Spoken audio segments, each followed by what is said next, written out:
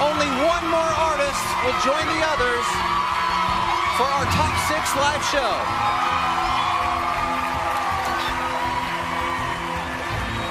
I hate this country.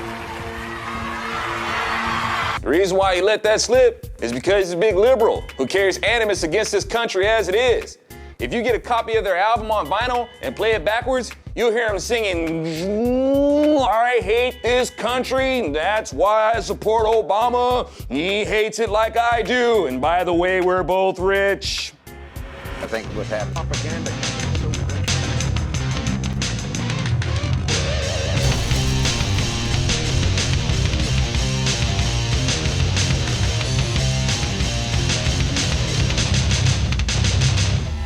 Now he wants to say, no, I love this country.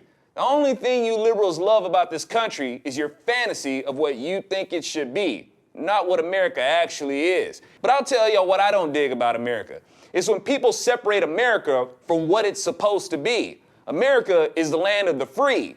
But when people decide that they wanted to have slavery in America, that was a separation of what America was founded for. But people like liberals think that things like slavery are a defining characteristic of America, and so they hate America for it. But the irony is that slavery continued because people were being liberal with their interpretation of the Constitution. And by taking such liberties, assumed to have authority with whom qualified as a person or not, and forced them to be their property. That's what liberalism does. Liberalism doesn't liberate. It leads to people taking their liberties with the forced expense of others. That is a separation of what America is. And the Democrat platform was founded for that. And the Republican platform was founded to fight against it. America is the land of the free. But when people decided that women were second-class citizens who couldn't vote, that is a separation of what America was founded for. But people like liberals think making women second-class citizens is a defining characteristic of America. So they hate America for it. The irony is that women were denied suffrage because of liberal interpretations of the Constitution. They decided it meant that women didn't have the right to vote. This is what happens when you take liberties with the Constitution. As well as being founded on abolition, Republicans were also the allies for women's suffrage, because Democrats didn't want women to have the right to vote either. When you're conservative with constitutional interpretation, then the balance of freedom is established. Well, what do you mean by the balance of freedom, Zoe? The balance of freedom just means that you can't have your freedom at the forced expense of others, or by infringing on another person's rights. And liberalism does exactly that, which is a separation of what America is. And that's something that I don't dig. For example, liberals feel they have the right to choose convenience at the forced expense of a child's life. And they want it at the forced expense of the taxpayer to boot.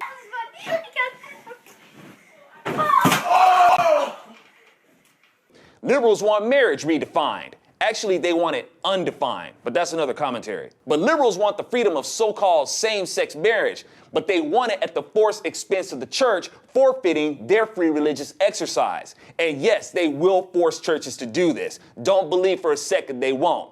Liberals do not understand the balance of freedom. They just think that a free country means a free-for-all and they're entitled to whatever. And that's the fantasy America that they love, while hating the America that they created with the liberties they take, while at the same time trying to blame someone else for it. It's the liberties that you liberals take that are desiccating this country. You liberals love to talk about conservation, yet you indulge in excesses and exploit freedom. Conservation is more than just some self-righteous exercise in saving a tree or a turtle.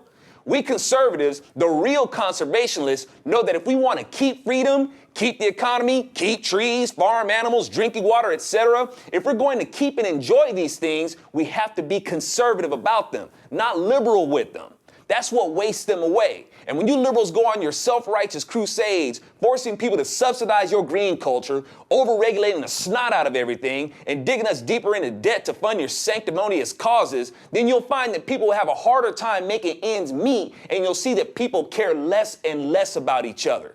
You can see it in the areas where liberals mostly live, like Santa Monica and San Francisco. They care about people so much, yet despite all the money these rich liberals have to live in such areas, All that care doesn't seem to amount to those homeless people having homes. From that to all the hatred that happens on the internet. Liberals always talk about peace and civil discourse, but use the most hateful language. They can call people that disagree with them the F word for sodomite, but they're not the homophobes. The C word for the P word, but they're not the sexists. The N word for black people, and that includes people whose behavior is either too black or not black enough. They say and do these things, but we're the haters, bullies, misogynists, and bigots.